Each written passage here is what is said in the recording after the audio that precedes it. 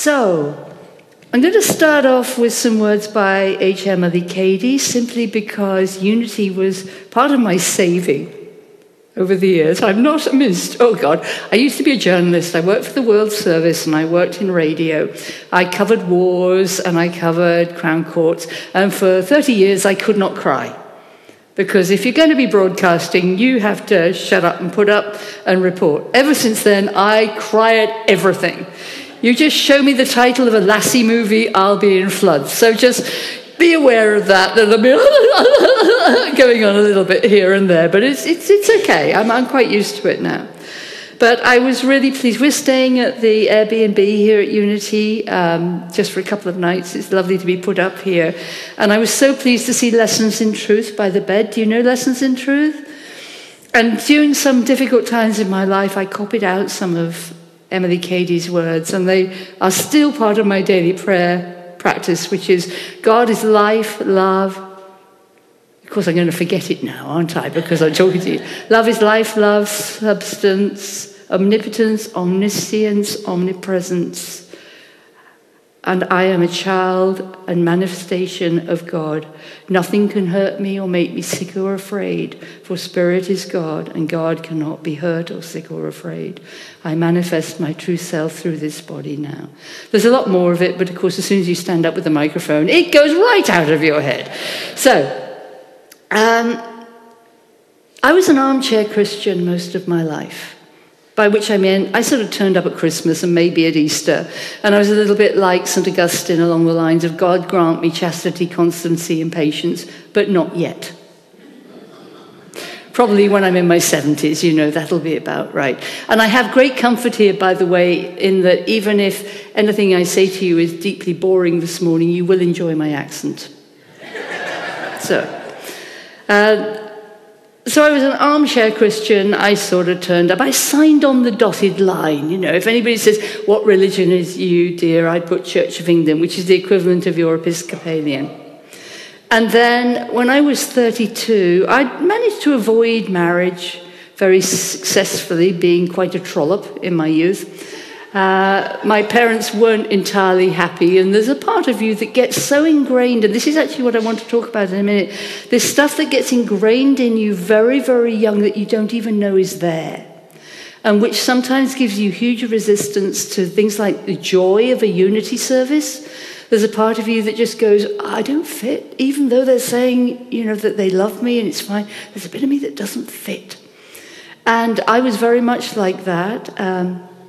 But I did meet a lovely man in China. I was making a TV documentary in China, and I was out of defenses. You know how many defenses we put up there? But I was making the first ever TV documentary I'd done. I was the presenter, I was the producer. I was terrified. And this was in the 1980s, so China wasn't accessible the way it is now. And if you went to a Chinese hotel, you were very lucky to have a restroom on the same floor as your bedroom, let alone an ensuite. There would be 1 hour a day with hot water if you were lucky. And they weren't going to translate the menus. I really could have done with you much other. I really could have done.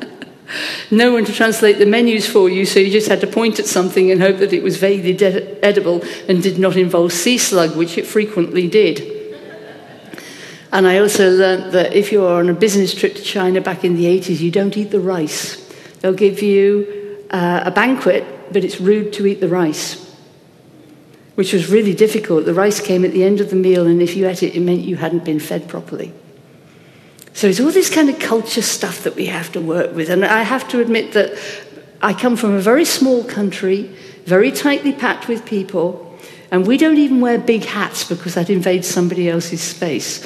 So just forgive me if I'm not terribly huggy. I'll be okay by the end of the day. But to start with, I'll be putting a hand out, it says, no, I don't have the space for this. But anyway, right. So Henry and I got married. I met him on day 1 in Beijing. Day 9, he proposed to me, never having even kissed me. And I didn't know what to do. I just didn't. This is a total strange man I'd never met. And of course, with the wonderful irony that God has, he turned out he was born and raised about 3 miles from where I lived. But I had to meet him in China. So I said to God, I don't know what to do. But I did give in, and I married him.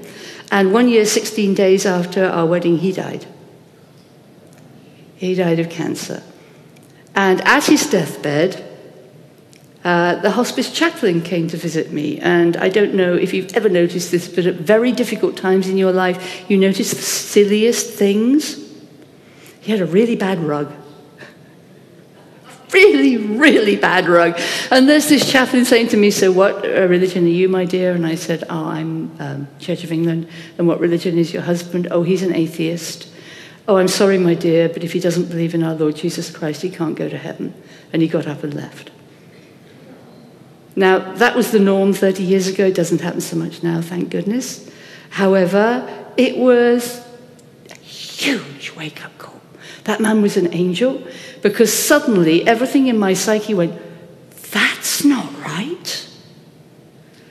That's not right. This is a better man than I am. He's never been a trollop. So I had kind of a choice being a young widow. This was in the days before Afghanistan, Iraq wars. You know, young widows weren't as common, sorry. We're not popular nowadays, as we weren't so well known back then, and people didn't know what to do with me. They really didn't want to do with me. So I ran away to Australia. I had friends who were doing a sabbatical around the world, and I ended up on my own in Cairns, because without the internet, you couldn't actually meet up just immediately with somebody who was the other side of the world. You were going to be lucky if you could fit it in a week. Anyway, so I met up with them, but I was in Cairns for 3 days before they could arrive. And I was all on my own, and it was my birthday, and I couldn't handle any more baths. There's only so many baths you can usefully have in a day. So I went out to the Barrier Reef. And up until then, you know, I wasn't really sure I wanted to go on living. I'd been so shocked out of everything. I wasn't going to kill myself, no, but if a bus came along, I might not jump out of the way very fast. But I went to the Barrier Reef, and they said to us while we were out there, swim on the left-hand side of the ship, those are the shallows. And you're safe in the shallows. Do not swim on the other side of the ship. That is the deep water, that's where the sharks live. And we know there's an 8-foot barracuda because it killed 2 people 20 miles from here last week. Okay, it's 20 miles from here, but don't go in the deep water, okay? So, of course, I went down into the water, and you all know, don't you, when you're miserable, the happy people really hack you off. They really, really do. So I'm in the water, and I'm miserable, and everybody's having such a good time, and I just couldn't stand it. So I swam around the other side of the boat, didn't I? Completely forgot. Swam around the other side of the boat, lying there in the water, and I've got an underwater camera, because, hey, you know, I'm really hip. I've got this underwater camera, and in the distance there's a really big fish. So I thought, I'll take a picture of the really big fish. Yeah. Just so you know, barracuda are attracted by bright lights. So I took a photograph, it goes flash. I'm wearing nice twinkly jewellery as well, which they love. And suddenly that great big fish turns around and starts coming, whoosh, flat out, straight towards me. And I'm lying in the water, and I just went, but I want to live. And the second I said that, the voice came in through the crown of my head and said, swim forward, Maggie, as fast as you can. Make as much noise as you can, and when you get close enough, hit it on the nose with your fist. Nowadays, apparently that is quite well known as how you deal with a shark. But I didn't know that at the time, but it was the only option. So I did. I swam forward, and I yelled my head off, and I yelled my head off, and I didn't get that close to it. I got closer than Christina is to me now. But it was about at the bottom of the steps, and then it stopped. And it sort of looked at me and flipped sideways on and looked at me again, and I said to the voice, what do I do now? And it said, you can swim backwards. Oh, yeah. So I swam backwards, got to the side of the boat, got out, was really violently sick, and didn't tell anybody there was a sudden great bag, pardon my French, sorry, a great big barracuda out there, because nobody was going to be as stupid as me and go around. But that was my first awakening from grace, that God was there. But what I want to add to you now, and what we're going to be talking about this afternoon, is The difference between shame and guilt. Because we have been taught in the Christian church, and I know unity is a light in the darkness, an absolute beacon, and our unity has been a huge help to me over the years. They wouldn't have me as a minister because I didn't have a degree, by the way. Things have changed now. I could have been a minister for unity. I could have been a minister for unity, but hey, I'm not. Anyway, for the purposes of the rest of this talk, my brother is taking the role of God. Is that okay? So God is played by my brother Michael Whitehouse, okay? So to give us the difference between shame and guilt. And original sin, which we've all heard of and which may have been ingrained in you really quite young. It depends whether you grew up in Unity or whether you grew up maybe in the Baptist church or another church. But if you are in the more fundamentalist church, original sin is ingrained in. And the difference between original sin and original error is shame. Original sin is used to promulgate shame. And the difference between guilt and shame is this. Guilt is something you did wrong. Shame is that something you are is wrong. And shame is very difficult to get rid of. And my life's work now is about discovering that there is nothing in the Bible about original sin.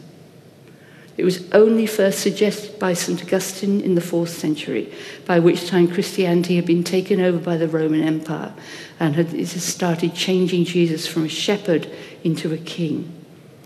But for the purposes of this, let's tell a story about my brother. When I was very young, I was about 8, I think, 7 or 8, certainly younger than 9, my brother and I, we had toy cabinets. His was higher up than mine because he was bigger than me and mine was at the bottom. And you had to put your toys away in the toy cupboard. Hated doing that. Put your toys away in the toy cupboard. And at the back of my toy cupboard, I found a sealed letter which said M. Whitehouse. My brother is Michael, I am Maggie. And it was in my toy cabinet. Didn't know why it was there. I was fairly certain it wasn't for me because I hadn't put it there, and there's no reason why anybody would put something at the back of my toy cabinet. But I opened that letter, and it was for my brother. So it was very boring, so I just sealed it again and put it at the back of the toy cabinet. And a few weeks later, my father called me, and my brother was sitting next to my father. My brother was in floods of tears. And my father said, Maggie, Michael had a particular letter which he had by honour not to open. And it's opened. He says he didn't do it. Did you do it? And I went, yeah. So I thought it was for me. I'm sorry. And my brother was so furious with me. Oh my God, was he furious with me. He got scissors and cut my hair off. And absolutely furious with me because I'd done something wrong. My brother's now 70 years old. I spoke to him a little while ago and I said, do you remember that incident? And he went, no. No, absolutely not. However, quite a few years later, my dad took my brother and me to South America. My dad was a real steam engine expert. He wrote books about steam engines and he preserved steam engines. I didn't have a doll till I was 12. I had steam engines, little clockwork steam engines, which strangely enough seemed to be the ones that got involved in the accidents. I don't know why. But anyway, my dad took my brother and me to South America for a really incredible trip in 1989, all around South America. And there was a point at which, because my dad had taken me, he'd always taken my brother, but I was now old enough to go too. And halfway through the trip, because my dad was taking care of me, it was quite dangerous out there. We got held up by armed gunmen at one point. That's a whole other story, but we got out of it by the grace of God. But there's a point at which my brother just said to me, you've just ruined this by being here. This whole holiday is ruined because you're here. And I asked my brother a few weeks ago if he remembered that, and he said, well, yeah, it was ruined. Can you see there's a difference there? My very existence in South America was the problem, not my behavior. And so many of us have this ingrained in so young. Can you identify with that? This idea of, I'm not right. I'm not what God wants. And ladies and gentlemen, this is what is known as a Lucific truth. It's a truth that's been imposed on us by the darkness. And I'm not going to go on too much about the darkness, but it simply isn't there in the Bible. And I found this out with my second husband, who was Jewish. I've been married 3 times, which is, I know, quite a lot for a vicar.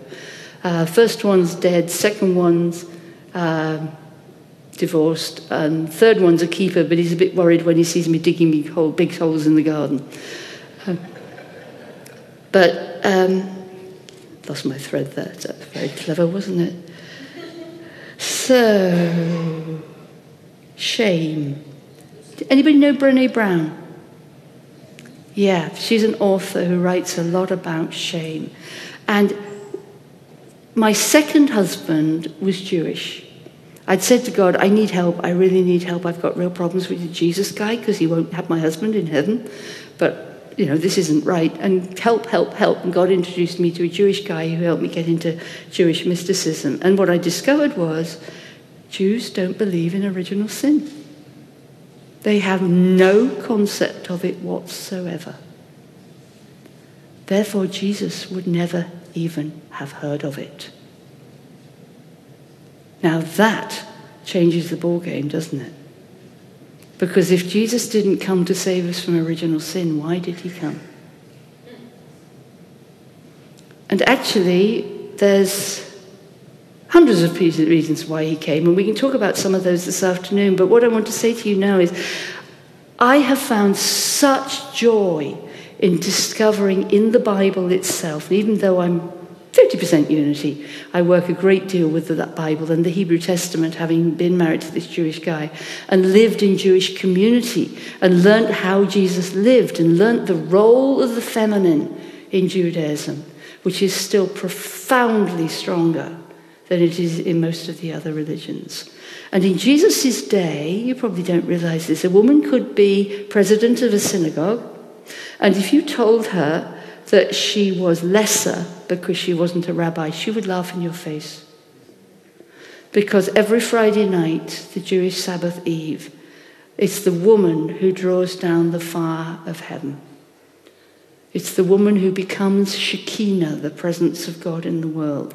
And she does the opening prayers to draw down the fire of heaven. And then she picks up the bottle of wine and pours her husband's wine, and he then takes the service down, lower down, from fire, air, water to earth. And then he goes to the synagogue to do the prayers. And at the end of the Sabbath, it's only the woman who can close off the Sabbath as well, because she is the bride of the Holy One. And just knowing that really felt so good to me. And I spent 8 years doing this Sabbath Eve service on a Friday night, and my husband would read A Woman's Worth, which is part of the book of Proverbs, for me. And it started changing this underlying feeling I'd had that I didn't fit. Now, obviously I didn't fit because I wasn't Jewish. But I didn't fit because I had a different religion. It wasn't that I didn't fit because I was inherently wrong.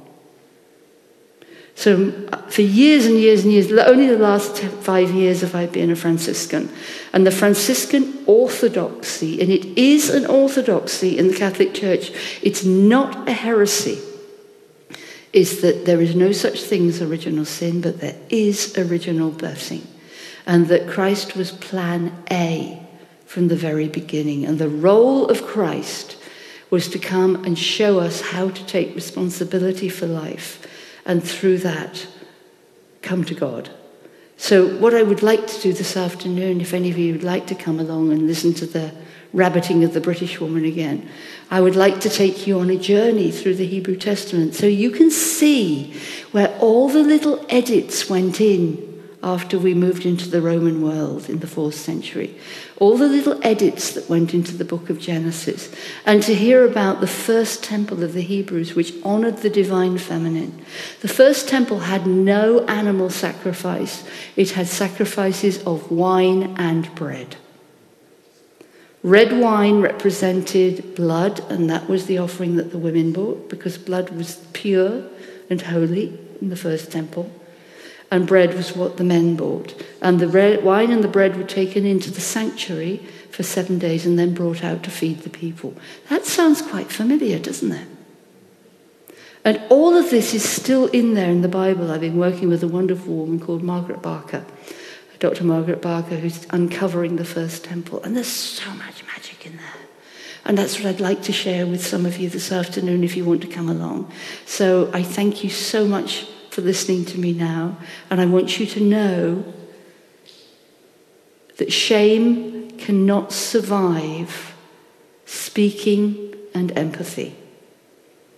So if you have any feelings of shame, find somebody from this community probably and share your shame with them and let them listen to it and let them set you free. Because Brené Brown has discovered that the reason that shame pervades is because we don't speak of it. We don't own the fact that we feel somehow that we aren't right. The truth is we are right. But until we take out the sword that went in, we're always going to feel that. That's why I work with the Bible, because the sword that went into me and to so many people was biblical. And you can't take the sword out.